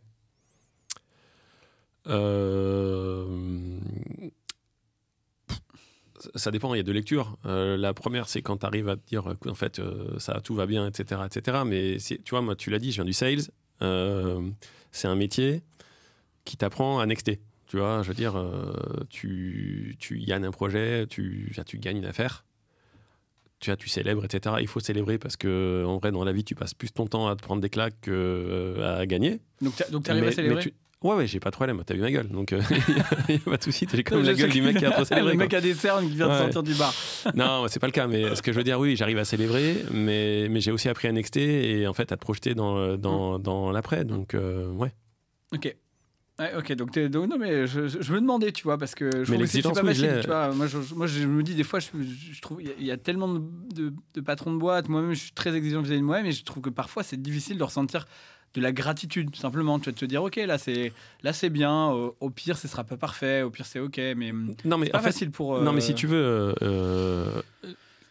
j'ai de l'exigence, tu vois, je suis hyper exigeant avec moi-même, mais c'est pas une douleur, tu vois, je suis hyper perfectionniste et c'est une galère et ça me pose des problèmes, etc. Tu vois, dans le test disque, je suis un gros rouge, donc en fait, je suis orienté résultat et c'est hyper ok pour moi de mettre de l'énergie pour avoir des résultats à la fin. Et ce que j'essaye de faire à chaque fois que je fais quelque chose, c'est pour cartonner. C'est pas pour le faire à moitié ou aux trois quarts ou à 90%. Quoi. Ouais, démarrer avec l'envie de gagner. Ouais, c'est cartonner, gagner, je sais pas. Enfin oui, c'est vraiment donner le max de ta perf. Ouais, bien sûr. Donner le max de la perf. Et pour le coup, tu vois, je pense que c'est quelque chose de très paradoxal parce que la plupart des gens, quand ils me voient, ils se disent pas ça. Non, parce que tu dégages en même temps. Et je pense qu'aussi, on associe parfois des choses. On a des associations d'idées qui sont pas toujours vraies. Tu vois, par exemple, sur l'entrepreneuriat social, j'entendais Théo Lyon qui disait oui, voilà, il y a plein de boîtes qui vont faire faillite, qui sont des boîtes sociales parce qu'en fait, elles ont oublié qu'il fallait gagner de l'argent. Par ailleurs, je pense qu'il y en a pas mal où ça doit être vrai. Mais en fait, tu peux tout à fait avoir un modèle social et un modèle de performance et aller chercher du haut niveau quand tu fais quelque chose d'engagé. En fait, c'est ça qui... Ouais. Faut pas en fait, c'est hyper dur. C'est hyper dur ce genre d'affirmation jetée à la volée parce que déjà, j'ai pas le contexte et tu me parles d'un mec qui est hyper intelligent, donc j'ai pas de sujet. Mais j'ai envie de te dire que des boîtes qui font pas de l'entrepreneuriat social, qui ont envie de cartonner et qui s'éclatent, il y en a quand même un paquet. Et personne n'est venu nous dire ah ouais, mais en fait, ce modèle, il marche pas parce qu'il y a des boîtes qui s'éclatent, faut changer. Tu vois. C'est juste, je remets l'église au centre du village. Quand même mais en fait, tu dois et tu peux faire les deux, quoi. C'est surtout ça. Et je te dis juste que quoi que tu fasses, il faut que tu aies de la performance. Si tu veux faire de l'entrepreneuriat social et redistribuer, ben en fait, il faut que tu aies de quoi redistribuer. Et si tu redistribues plus que ce que tu gagnes, tu perds de l'argent. En fait, on va revenir au basique. Dans l'entrepreneuriat, ta street cred, c'est quand même à un moment donné d'être rentable. Tu peux pas raconter d'histoire où tu perds de l'argent. Même si ton histoire elle est incroyable, oui, tu perds de l'argent. Sauf si tu es Uber et que tu as un fonds c'était le cas de illimité derrière. l'écosystème pendant des années. Je suis d'accord. De cramer plus d'argent mais moi, j'entreprends avec mon oseille. Donc, en fait, c'est à un moment donné, je peux te raconter une histoire, elle est incroyable, mais tu peux me dire, John, c'est incroyable, mais tu perds de l'argent depuis 5 ans et tu auras raison. La question, c'est à un moment donné, tu as une obligation de performance et je m'en impose. Voilà, pour faire simple. C'est quoi les zones de justement tu vois, c'est quoi les zones de douleur que tu identifies à venir là, dans l'année qui vient, que ce soit pour Shodo ou toi personnellement, c'est quoi les zones de douleur que tu vois? Écoute, on a une obligation là, on est dans un passage à l'échelle qui est quand même costaud, hein, tu vois. Je t'ai dit, on a 9 boîtes là aujourd'hui. Il y a 6 ans, je n'imaginais absolument pas que Shodo ce serait un groupe à ce niveau-là. Et en fait, pareil, on apprend en marchant. Ça fait 18 mois que en fait, on est sur des enjeux de structuration, de gouvernance, de gestion de cash. Parce qu'en fait, on fait un passage à l'échelle, bootstrap, avec notre oseille, sans fonds. Et donc, en fait, on doit gérer du cash et on doit donc avoir de la perf. Le contexte de ces derniers temps fait que tout le secteur a moins de perf. Et franchement, on n'échappe pas. C'est quoi en moyenne les chiffres là, sur les secteurs? Je sais pas te dire, mais en tout cas, moi, je sais te dire que. Si t'as le chiffre, tu nous dis sur les. Non, mais moi, je sais te donner notre perf. Tu vois, quand on intégrait une nouvelle arrivante ou un nouvel arrivant, en moyenne, on se taffait en 2 semaines. C'est hyper OK. Bah là, depuis 18 mois, on a doublé ce temps de passage. Et en fait, ça marche plus. Tu vois, faut qu'on ait de la performance. Et on n'a aussi pas de performance parce qu'on bosse moins bien. Et on bosse moins bien parce qu'on sort aussi, nous, on est dans un secteur hyper facile quand même. Enfin, la tech, c'est quand tu es dans une pendant agence des années, dans la en tout cas, c'est en tout cas beaucoup moins dur que plein d'autres secteurs. Il faut avoir l'honnêteté de le dire. Et je pense qu'on a tous et toutes pris des mauvaises habitudes en tant que sales parce que le business, il tombait et que maintenant, il faut réapprendre à le chercher. Et nous, on n'échappe pas à la règle. Donc, en fait, en 2025, on a une obligation de performance. Elle est claire. Et puis donc, ça, c'est un enjeu. Donc, ça veut dire que ça repasse par de la gouvernance, ça passe par de l'accompagnement, ça passe par de la prise de conscience. On a rehaussé les prélèvements pour avoir davantage de cash, etc. Bien sûr, Parce qu'en fait, l'histoire, si tu veux qu'elle soit belle et qu'elle continue, il faut que ton passage à l'échelle, il se passe dans de bonnes conditions. Donc, tu as hissé les bonnes voiles pour traverser la mer qui est agitée, quoi. Ouais, et puis en fait, je pense que c'est notre rôle aussi d'impulser, d'embarquer dans des tempos un peu différents. Et là, 2025, faut qu'on soit bon. Non, ça va pas être rude, mais il faut qu'on soit bon. Ok. Et c'est OK, mais il faut être bon. Et tu parlais là de bouleversement dans votre marché. On parlait un petit peu de ChatGPT tout à l'heure. Comment tu vois l'émergence de l'IA? Est-ce que c'est vrai que l'IA va remplacer les devs? Quels devs? Tu vois, c'est quoi ton avis là-dessus? Surtout toi qui es un modèle social, c'est que comment on fait si jamais les devs, on n'a plus besoin des devs? Je sais pas. Je sais pas te répondre. Alors déjà, je vais te dire que dans notre groupe, il y a des gens bien plus compétents que moi pour répondre à cette question-là. Tu vois, on a quand même des contributeurs, contributrices, qui sont speakers à plein de confs en France ou à l'étranger. Donc, et j'ose espérer que s'il y avait un danger mortel sur la boîte, on aurait des alertes internes qui nous diraient, les gars, faut se réorienter parce que probablement que d'ici 5 ans, on va mourir. Ouais. J'ai pas cette info. Le reste, je le prends avec des pincettes. Tu vois, je pense qu'il y a il y a toujours des nouveaux cas d'usage qui arrivent dans la tech. La Thalia, est-ce que ça va remplacer les devs? Je sais pas. Il y a 4 ans, tout le monde parlait de no-code en disant qu'avec le no-code, il n'y aurait plus de devs. Jusqu'à preuve du contraire, on est encore là. Entre Trello et ChatGPT, il y a quand même un monde. Quand j'ai bossé, d'accord, mais quand j'ai bossé il y a 15 ans, quand j'ai commencé à bosser, pas il y a 15 ans, j'ai commencé à bosser il y a plus de 20 ans, les gens disaient, les gars, ceux qui font du COBOL, ils sont morts parce que maintenant, on fait de la nouvelle techno, etc. T'as vu, les mecs qui font encore du COBOL et du pack base, et il y en a encore partout dans les systèmes d'info. Je pense tu sais, moi, dans la vie, je me prends la tête avec ce que je maîtrise. Ce que je maîtrise pas, on verra. Ouais, je sais bien pas. Sûr. Et il t'excite le futur vers lequel on va? Ça dépend. Hein. Ça dépend de quel futur en maths. Sur quoi il t'excite, sur quoi il te... Je pense que il y a plein de trucs dans la société. Non, mais il y a plein de trucs dans la société qui me plaisent pas, tu vois. Donc, je suis un mec plutôt optimiste. Après, je trouve que, tu vois, la société, elle est hyper fracturée. C'est hyper compliqué quand même. Enfin, tu vois, tu vois ce qui se passe politiquement en France, tu vois ce qui se passe politiquement partout. Tu vois les montées d'insécurité, de violence, enfin, je veux dire, on a des enjeux qui sont un peu vénères, qui sont pas forcément traités, etc. Et on a tous des avis divergents dessus. Mais c'est quoi les leaders peut-être qui t'inspirent, tu vois, que ce soit aujourd'hui ou récent, des gens où tu peux te dire que ça les gens ces gens-là ils font les choses bien et j'ai envie d'y ressembler. Ou est-ce que toi d'ailleurs tu te dis en tant qu'entrepreneur ou leader, en fait je me fais tout seul, j'ai pas forcément besoin de... Ouais, je suis un peu comme Monsieur Jourdain, si tu veux. J'ai fait des trucs je pense par bon sens. J'ai la chance aussi d'avoir, tu vois. Moi, j'ai un associé avec qui je parle tout le temps, sans arrêt. Donc, en fait, on a des discussions qui nous nourrissent, etc. Maintenant, il y a des gens que j'ai croisés qui font des trucs genre complètement canon. Tu vois, je te fais du name dropping. Mais il y a une boîte qui s'appelle Clinitex qui font des trucs, je trouve, hyper inspirants, hyper radicaux et tu vois, en termes de pratiques RH, transparente, salariale, le boss, c'est Édouard Pic. Son père, il a été interviewé, tu me parlais tout à l'heure de Generation Do It Yourself, il est passé dans ce podcast-là. Il y a une boîte qui s'appelle Proginov, qui est sur Nantes aussi, avec une gouvernance hyper moderne. Donc en fait, je croise des gens qui font des choses hyper canon, mais en fait, on passe notre temps à croiser des gens brillants. Enfin, tu vois, je veux dire, au club, je croise des gens hyper brillants, etc. Enfin, il n'y a pas de sujet là-dessus. Mais j'ai pas d'admiration pour qui que ce soit. Ok. Des gens à qui je reconnais vraiment. T'as pas des gens où tu t'étais dit depuis, tu vois, je sais pas, moi, quand j'étais petit, je voulais absolument. Alors, du coup, je voulais absolument ressembler à Roger Federer, tu vois, j'adorais Roger Federer. T'as pas des modèles comme ça qui t'ont construit.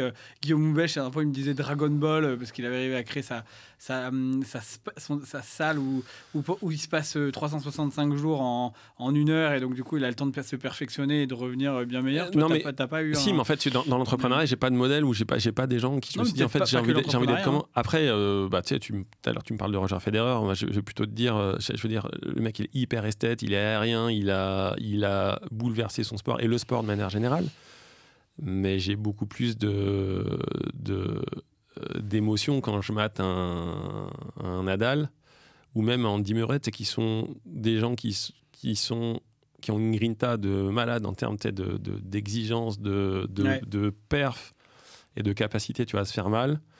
À se blesser, à tomber, à se relever, et ouais, ça c'est des mecs qui je trouve hyper inspirants, mais tu vois, je suis pas non plus un fanboy avec des sportifs de haut niveau. Enfin, je veux dire, c'est des gens exceptionnels qui ont des parcours exceptionnels, parce que de toute façon, pour arriver déjà dans les 100 premiers mondiaux au tennis, tu as dû faire des sacrifices de malade. Donc en fait, quand tu arrives après dans les 10, c'est fou, et quand tu as été un mondial et que tu as marqué ton sport, respect absolu. Ouais, mais c'est vrai que ça m'étonne pas que tu préfères Nadal à Federer, en fait. Parce que je sens que t'aimes tellement le côté perf, on va chercher la gagne collective, tu vois, on va mouiller le maillot. C'est dans ton ADN, quoi. En fait, c'est un mec qui a quand même beaucoup gagné. Et qui sera probablement, tu vois, qui laissera une trace qui est incroyable. Mais ouais, je veux dire, je suis beaucoup plus en émoi devant un mec qui joue blessé et qui revient et qui renverse des trucs complètement improbables, quoi. C'est quoi, toi, qu'est-ce que tu fais, en fait, en dehors du taf? C'est quoi les trucs qui te nourrissent et qui te permettent de, tu vois, de... Bon, déjà, je suis daron. Ouais. Donc, en dehors du taf, quand je taffe pas, je m'occupe de mes gamins. J'en ai 3. J'en ai deux à mi-temps, donc ça m'a laissé une fenêtre pour me retrouver. Mais effectivement, depuis juin, j'ai une petite victoire que j'ai à plein temps. Donc, ça, automatiquement, ça te reprend de la bande passante. Mais c'est hyper cool. Hein. C'est quand t'es daron, en général, tu l'as voulu. Sauf quand tu le veux pas, mais c'est pas mon cas. Non, après, j'aime bien pêle-mêle. J'aime le sport, tu vois. J'en fais un peu moins ces derniers temps. Tu faisais quoi de base ? Je fais de la course à pied, pas mal. J'ai fait du futsal. Je fais du tennis. Et puis après, j'adore le vin. Ok. Tu vois, donc vraiment, je kiffe le vin parce que c'est un hyper convivial. Tu vois, tu bois toujours je me souviens toujours avec qui j'ai bu telle ou telle bonne bouteille. Ok. Et parce que c'est des moments. J'aime les moments de qualité, tu vois, et ça fait partie. Tu sais, pour moi, c'est vraiment le. C'est ton langage de l'amour, les moments de qualité ? Non, alors mon langage de l'amour personnel, tu l'as vu quand tu m'as parlé de LinkedIn, c'est les paroles valorisantes. Ok. Mais par contre, professionnellement, c'est les moments de qualité. Parce qu'en fait, tu vois, quand on part en séminaire, quand on fait des soirées, quand on se fend la gueule, je sais pourquoi, ça me rappelle pourquoi en fait j'ai fait ce choix-là, et en fait c'est plus que de la rime, c'est de la réussite, ça, tu vois. C'est ça dont tu es le plus fier ? Professionnellement ? Ouais, je suis très fier de ça. Ouais. Je suis le plus fier, je peux pas te dire, parce que en fait j'ai envie qu'on laisse une trace quelque part. Mais ouais, je suis hyper fier de ça. C'est-à-dire que si j'avais pas ça, il me manquerait un truc de ouf. Parce que c'est finalement un sport co, l'entreprise. Et puis notre vision surtout, qui est quand même basée sur le partage, la redistribution, etc., elle est hyper collective. Je pense... Ouais, enfin voilà, ouais. Oui, donc il me manque... si j'avais pas ça, ouais, ça serait un manque de fou. Ok, ouais, mais de toute façon, le vin, l'entrepreneuriat social, il y a le point commun, c'est de faire de passer des bons moments ensemble, mais et effectivement, de partager voilà, quelque chose. Quand je bois une putain de quille avec des potes ou avec ma compagne, je le fais pas pour qu'ils me disent ah Jonathan, ton vin il est incroyable, etc. En fait, je m'en fous. Je le fais pour qu'on ait un moment, qui reste gravé, qu'on puisse s'en souvenir, et voilà. Ouais. Mais en fait, c'est ça, tu vois. J'ai l'impression que on dit qu'un entrepreneur réussit quand il y a une bonne rencontre entre son marché et sa personnalité. Ouais. Quand tu fais du conseil et que tu n'aimes pas les gens, ça ne peut pas marcher. Tu vois ce que je veux dire ? Il faut que tu aimes les gens, quoi. Il faut que tu aimes partager, il faut que tu aimes... Sinon, ça, à quoi bon, quoi ? Mais en fait, passe ta journée avec des gens, passe ta journée à les accompagner, à les manager, à traverser des galères. Voilà, donc c'est ça, il faut aimer les gens, quoi. Mais moi, en fait, c'est vraiment... Tu vois, je pense que ça a été c'est un des leviers qui m'a fait disjoncter, quoi. C'est-à-dire que moi, j'avais une REM qui était basée... j'avais des bonus qui étaient basés sur les revenus. Et en fait, plus je maximisais les revenus, plus j'avais des bonus. Mais plus j'avais des bonus, plus j'avais de turn. Et en fait, à un moment donné, ça m'a fait entrer en dissonance. Je me disais, putain, mais en fait, plus tu gagnes je réussis, plus je gagne de l'argent. En fait, moi, au début, tu dis, je gagne de l'argent parce que je fais bien mon taf, parce que je performe. Normal, en fait, je performe, qu'on me file de l'oseille. C'est parce qu'en fait, j'ai atteint tous les objectifs qui m'avaient été fixés, je performe. Sauf qu'en fait, je génère du turn. Ça veut dire qu'en fait, dans le turn, dans les gens qui partent, je perds des potes, je perds des gens que je kiffe, que je connais depuis longtemps, qui vont ailleurs.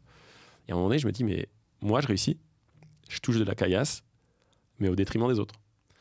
Et en fait, c'est OK. Encore une fois, je fais de leçons à personne, mais moi, ça a été je pense que ça a été vraiment une prise de conscience. À un moment donné, je me suis dit, mais le modèle, il est chelou. Tu vois, il est chelou. Et en fait, je pense que la conclusion, c'est que, tu vois, c'est dur d'embarquer les gens dans une boîte en leur disant, on va bosser comme des oufs. Et en fait, pour faire x2 de CA, etc., je pense qu'à un moment donné, tu perds tout le monde. À des stades différents, mais tu perds tout le monde, parce qu'en fait, aller gagner de l'argent, déjà, il faut avoir le temps de le dépenser. Et puis, c'est très souvent, les gens, je veux dire, tu peux doubler ça ou la marge, demande aux salariés s'ils ont leur salaire à doubler. En général, c'est pas le cas. Tu vois. Bien sûr. Et du coup, tu dirais que c'est quoi ta définition d'un bon leader, si on résume un peu cette conversation ? C'est quelqu'un qui embarque durablement, qui est capable d'embarquer avec de la perf et qui est capable d'exécuter rapidement. Embarquer, faire de la perf, exécuter rapidement. Okay. Ouais. Okay. Et dans embarquer avec de la perf, il y a du coup effectivement la capacité à, je pense, à faire grandir les gens, à les rendre autonomes, à s'assurer qu'ils soient bien. Parce que je suis convaincu que tu peux pas avoir de la perf si t'es pas bien. Voilà. Et si un jour, à un moment donné, ça se passe moins bien avec quelqu'un, tu es capable de... Vous avez déjà dû vous séparer quand même de personnes ou ça s'est jamais arrivé? Ouais. Ça se passe comment, toi, dans ces cas-là? Tu gères le truc comment? Écoute, en fait, on n'a jamais eu de séparation hyper vénère, quoi. Donc, tu vois, moi, j'ai aucun problème avec la RC. Je trouve que, tu vois, à partir du moment... tu vois, Guillaume, quand on a fondé la boîte, au début, un de nos arguments, c'était de dire vous nous aidez à se mettre bien. En fait, on vous mettra... Enfin, il n'y a aucun problème avec la RC. Si tu veux reprendre récupérer ta liberté, monter une boîte, etc., il n'y a pas de problème. Mais des départs, en fait, je vais te donner des chiffres, ça sera plus simple. Les 4-5 premières années, on a eu 5 départs sur toutes les boîtes. Mm-hmm. Cette année, on en a un peu plus, mais le turnover group, il est inférieur à 5%. Donc, en fait, des départs, on n'en a pas tant que ça. La plupart du temps, c'est des gens à qui ça se passe hyper bien et en fait, à qui on dit... merci Matt pour tout ce que tu as fait, la porte elle reste toujours ouverte, reviens quand tu veux, etc. Et ça devient des ambassadeurs. Ça nous est déjà arrivé du coup d'avoir un salarié boomerang et puis terminé, tu vois. Mais des départs dans le conflit, écoute, oui, ça nous est arrivé. Comme tout le monde. Tout le monde, enfin je veux dire, oui, ça nous arrive. Encore une fois, c'est comme la règle des 3%, en fait. Le but, c'est que tu optimises ton modèle pour que le 97% se passe bien, et puis après, c'est la réalité, quoi. Et puis en vrai, tout le monde est intelligent, quand ça va pas, on le sait. Fait une RC, accord de confidentialité, on parle bien, on sourit devant les caméras, il n'y a aucun problème. Ok. Bon, en tout cas, merci beaucoup, John, pour On a déjà fini, là? Bah, écoute, non, sinon... Ah non, si je t'ai pas posé la question, c'est quand la dernière fois que tu t'es senti à poil et sans filet. J'allais l'oublier, t'as raison. Je vais finir là-dessus. Bon, écoute, je veux dire, à poil et sans filet... c'est tout le temps, je trouve, quand tu vois, à un moment donné, quand t'es dans l'entrepreneuriat... tu vois, moi, je vais te donner une anecdote. J'ai plus de cash de dispo. T'as plus de? J'ai moins de 5000 balles en cash de dispo. Mais quoi, toi perso ou... Ouais, moi perso. D'accord. Et c'est, en fait, tu vois, je veux dire, il y a beaucoup de personnes que ça stresserait. Et moi, en fait, ça me stresse pas parce qu'en fait, en fait, j'ai hyper confiance. Je veux dire, demain, la boîte, elle se casse la gueule. Ça me ferait chier, hein, je dis la vérité. Ça me ferait chier. Mais si c'est le cas, j'ai une confiance absolue dans ma capacité à rebondir, à retrouver un job hyper vite. Et tu sais quoi, dans les 3 ans, à remonter un bid. Donc le côté sans filet qui est permanent, je l'accepte. Après à poil, tu vois, dernièrement sur le plan très perso, familial, il y a un secret de famille qui a popé. Du coup c'est un secret de famille, c'est hyper chiant, tu poses la question, je te réponds, mais entre 2 personnes hyper proches dans mon entourage, avec un niveau de dinguerie exceptionnel. Et en fait, je me retrouve à poil parce que, tu vois, moi, dans la vie j'aime bien avoir le contrôle. Je me sens bien quand je suis en maîtrise. Quand je suis pas en maîtrise, c'est hyper dur. Et là, c'est un truc hyper dur, quoi. Tu vois, je veux dire... c'est un peu quand, tu vois, tout à l'heure, on a parlé de nos pères. La mort, c'est un truc hyper bouleversant. Là, t'as pas de maîtrise, hein, de toute façon, je veux dire, ça arrive, t'es baisé. Là, ce qui m'arrive, je veux dire, quand c'est un truc familial qui pète comme ça, ben ouais, là, je me sens à poil. Ouais, je te demande pas ce que c'est par pudeur, mais le principe d'un secret de famille, c'est que je peux pas te balancer sur un podcast. Je comprends très bien. Que tu vas me foutre sur un short de 40 secondes. C'est ça. Et voilà, découvrez voilà. son secret de famille. Non, mais je comprends l'émotion et ça fait partie du jeu que d'arriver justement à vivre avec ça et continuer à aller au boulot.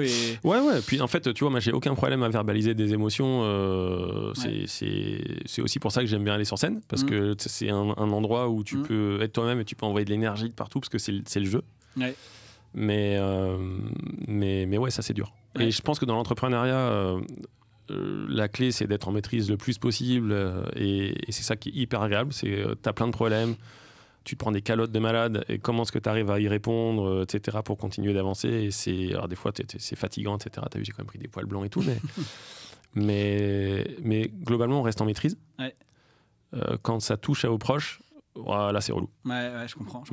C'est bien que tu le dises aussi, hein, parce que je pense que t'es pas le premier, pas le dernier à avoir ce besoin souvent de contrôle. C'est un truc qui est très fréquent, je trouve, chez les dirigeants, dans les dirigeants du club. De maîtrise, pas de contrôle. Parce que le contrôle, je suis plutôt dans la confiance, mais de maîtrise. De maîtrise, ouais. Mais bon. Je déteste subir. Okay, ouais, ça me rend ma boule. Ouais, tu détestes subir. Ouais, c'est intéressant. Mais du coup, par définition, la vie, par moment, te met des... Comme disait Mike Tyson, everyone has a plan until they get punched in the face. Voilà. Donc là, évidemment, tu te prends un coup et tu es obligé d'accepter que... Alors, 2024, j'ai pris des calottes, ouais. Mais... What doesn't kill you. Et peut-être pour terminer là-dessus, c'est quoi dans ces moments-là parce que bon, le secret de famille, les problèmes très perso, moi j'ai perdu mon papa il n'y a pas très longtemps aussi. Je dirais qu'il n'y a pas de leçon. Tu vois, il y a pas une leçon pour tout, il n'y a pas une morale pour tout, il n'y a pas un apprentissage pour tout. Par contre, il y a des moyens de se relever. C'est quoi, toi, ton moyen de te relever dans ces moments-là ou d'avancer quand même? Non, mais le moyen de te relever, c'est de considérer que ça fait partie de la vie. Tu vois, enfin, qui tue pas trop plus fort, quoi, tu vois. Et en fait, derrière, tu vois, quand on parle de taf, quand j'ai une loose qui m'a coûté de l'énergie, qui m'a coûté du stress, etc., je fais tout ce que je peux pour que ça se reproduise jamais. Donc en fait, derrière, je mets des process. Je mets des process qui ont du sens, tu vois, pour éviter que le pain se reproduise. Sur le plan perso, tu as plus de... Comme je te le dis, quand tu arrives sur des sujets de gravité extrême, t'as pas d'autre... en fait, tu n'as pas d'autre choix que de l'accepter. Tu en parles des décès. En fait, ça arrive à tout le monde.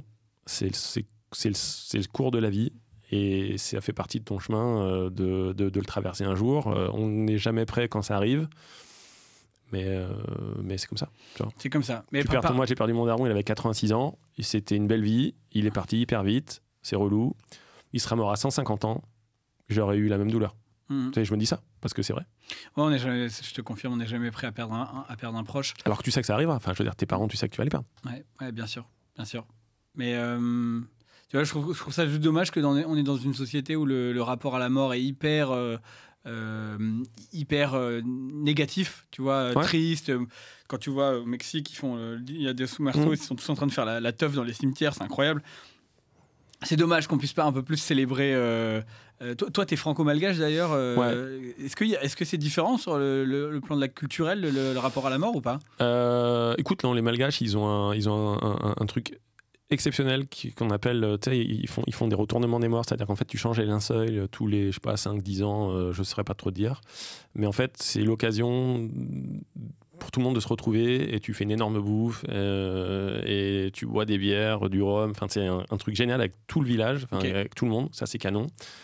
Et moi, je suis pas du tout religieux ni pratiquant, mais c'est vrai que j'adorerais être enterré avec des grands crus et que les gens se fendent la gueule à ma mort. Et ça me ferait chier parce que ça serait peut-être la seule teuf que je verrais pas. Et comme mon langage de l'amour, c'est les paroles valorisantes, je vais manquer ce moment-là. C'est vraiment relou. Écoute, on trinquera à ta santé, on prendra un grand Bordeaux et... Le plus tard possible quand même. Hein. Oui, le plus tard possible quand même. Ouais, je te rassure. Mais t'as pas trop de cheveux blancs, quelques poils de barbe, mais ça te rend juste sage. Y a pas de... On verra bien. Et puis je dois encore au moins 20 ou 30 ans à faire, à changer le monde. Merci beaucoup, mon John. C'était un plaisir de te recevoir. Je t'en prie. Merci d'avoir écouté cet épisode de À poil et sans filet. Si vous avez aimé, n'hésitez pas à nous mettre 5 sur 5 sur la plateforme de votre choix parce que ça nous aide énormément à faire grandir le format. Il est retrouvable sur Deezer, sur Apple, sur Spotify, sur YouTube en vidéo si vous avez envie aussi. Donc n'hésitez pas à partager, à nous mettre 5 sur 5, ça nous aide. Et surtout, à très bientôt pour le prochain épisode.